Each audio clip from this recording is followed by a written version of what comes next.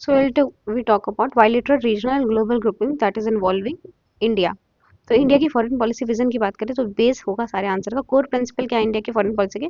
Strategic autonomy है, multi alignment है, neighbourhood first है, एक्ट ईस्ट पॉलिसी है, इंडिया पैसिफिक विजन है।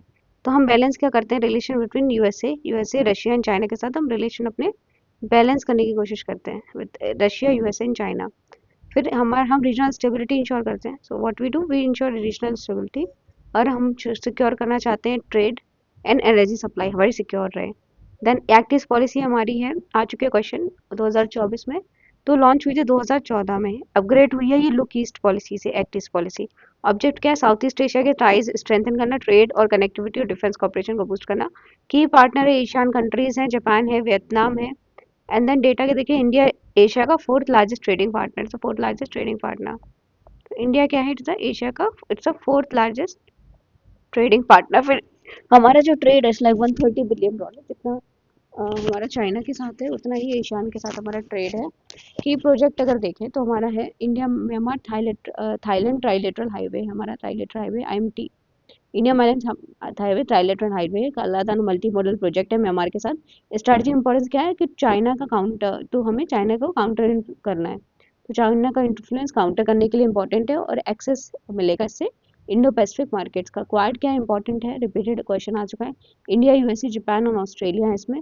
स्टार्ट हुआ था 2007 में, फिर रिवाइव किया 2017 में। ऑब्जेक्ट क्या है? Free open inclusive Indo Pacific, free open inclusive, that is फोई फोई Indo Pacific, free open inclusive Indo Pacific maritime security हो, काउंटर करे चाइना का dominance. Then area of cooperation क्या है इसमें? ओके, तो फोकस है हमारा क्वाड का मैरीटाइम सिक्योरिटी और चाइना का डोमिनेंस को काउंटर करने के लिए, काउंटर है चाइना का डोमिनेंस। एरिया ऑफ कॉपरेशन क्या है? डिफेंस है, टेक्नोलॉजी है, देन सप्लाई चेन है, क्लाइमेट चेंज है। एग्जाम्पल है हमारा, जैसे वैक्सीन पार्टनरशिप हुई थी क्वाड में कोविड के टाइम। ज्वाइंट नेवल ड्रिल्स करते हैं, जैसे quad and Malabar exercise, Malabar naval exercise हम लोग करते हैं, जैसे इंडिया, यूएसए, जापान, ऑस्ट्रेलिया सब क्वाड एक्सरसाइज करते हैं। इंपॉर्टेंस है मेरीटाइम सिक्योरिटी के लिए, स्ट्रैटेजिक डिफरेंस और इंडो पैसिफिक स्टेबिलिटी के लिए। स्वार्क एंड बिम्स्टेक की बात करें तो इसमें मेंबर्स कौन से? इंडिया है, पाकिस्तान है, बांग्लादेश है, नेपाल है, श्रीलंका, भूटान, मालदीव, अफगानिस्तान। ऑब्जेक्टिव क्या है? साउथ एशिया में रीजनल कॉपरेशन बढ़ाना। तो रीजनल कॉपरेशन है साउथ एशिया, ये है बिम्स्टेक का, सार्क का। इसमें प्रॉब्लम क्या है? इंडिया पाकिस्तान टेंशन रहती है, और फिर पॉलिटिकल कॉन्फ्लिक्ट्स है, वीक इंटीग्रेशन। फिर हम फैक्ट से के लास्ट सबमिट हुई थी 2014 में, उसके बाद से सबमिट नहीं हुई। बिम्स्टेक एक अल्टरनेटिव है, India, Bangladesh, Bhutan, Nepal, Sri Lanka, Myanmar, Thailand, Pakistan नहीं है। तो south and south east Asia को कनेक्ट करता है, साउथ ईस्ट एशिया को कनेक्ट करता है बिम्स्टेक। और फोकस किसका क्या है बिम्स्टेक का? बे ऑफ बंगाल में, बे ऑफ बंगाल में फोकस है। की एरियाज है trade, connectivity and security, trade connectivity security, disaster management. Asia और इंडिया की बात करें, एशियन मेंबर के 10 एशिया के मेंबर है, ट्रेड पार्टनर स्ट्रेटेजिक रीजन है। गेटवे इंडो पैसिफिक का, और ट्रेड होता है $130+ बिलियन, पार्ट है एशियन, इंडिया पार्ट है एशियन लेड फोरम का। ईस्ट एरिया समिट होती है, इंडिया उसका पार्ट है। ADM+M का पार्ट है, ADMM+। Then Indo Pacific strategy क्या है? इंडो पैसिफिक क्या है? तो region Indo Pacific to Indian ocean to Pacific ocean, जो रीजन है उसे इंडो पैसिफिक बोलते हैं। तो रीजन जो इंडियन ओशन से पैसिफिक ओशन में है उसे पूरा इंडो पैसिफिक बोलते हैं। Region from Indian ocean to Pacific ocean, तो यहाँ पे इंडियन ओशन से पैसिफिक ओशन तक जो पूरा रीजन है उसे बोलते हैं इंडो पैसिफिक। इंपॉर्टेंस क्या है? 90% ट्रेड इंडिया का सी से जाता है, चाइना का नेवल प्रेजेंस बढ़ रहा है इंडो पैसिफिक में। फिर हमारे पार्टनर से कोऑर्डिनेशन एशियान है, फ्रांस है इसमें पार्टनर इंडो इंडियन ओशन में। फिर ब्रिक्स के मेंबर देखें तो हमारे Brazil, Russia, India, China, south Africa और कुछ रिसेंटली ऐड हुए मेंबर ब्रिक्स में।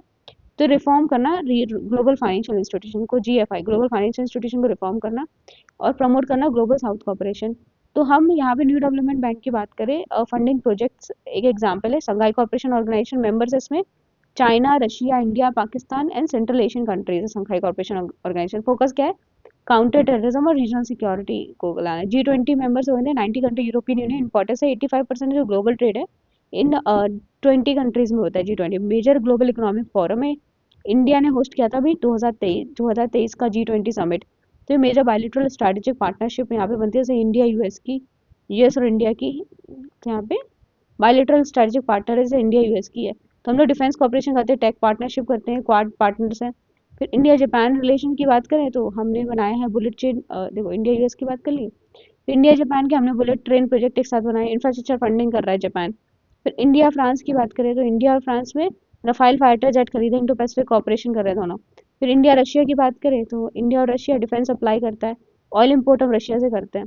तो की एग्रीकल्चर की एग्रीमेंट देखिए जो इंडिया को अफेक्ट कर रहे हैं, तो डिफेंस है, फिर मालाबार एक्सरसाइज है, लॉजिस्टिक एग्रीमेंट है हमारे यूएस के साथ, logistic agreement, economic free trade agreement है, सप्लाई चेन पार्टनरशिप है। मोस्ट इंपॉर्टेंट एनालिटिकल पॉइंट्स है, बेनिफिट्स ऑफ ग्रुपिंग, ग्रुपिंग के बेनिफिट्स मिलती हैं इनको इंडिया को। फिर सिक्योरिटी कॉपरेशन, सिक्योरिटी कॉपरेशन में कर रखा है।